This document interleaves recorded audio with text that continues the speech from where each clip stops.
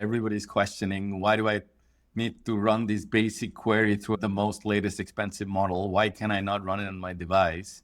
So what do you think the opportunities are that you're addressing at the moment through the ecosystem at an endpoint tied to an outcome? And I would say we put a lot of resources actually in that team. There's specific kind of they call vertical business units that are focused on those areas of robotics and manufacturing is a huge opportunity for Intel. We actually just announced OpenVINO is the software framework that we use for ISVs to optimize on Intel, and it's kind of managed and housed in our Edge business unit, but also very applicable on the client side. We just announced a robotics OpenVINO toolkit to address the opportunities there because we have so many companies that are just coming out of the woodwork, so to speak, of wanting to address this need with robotics. And our 𝗕𝗁𝘁 3 series product is very well positioned there because it has the GPU, the CPU, and the NPU to do those types of load processing on the edge. We're also seeing we have always had a very large retail business,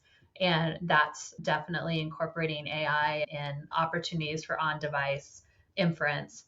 And then in the healthcare space is another area that we're very focused. And then even in public sector, in the federal space, drones are a huge thing right now.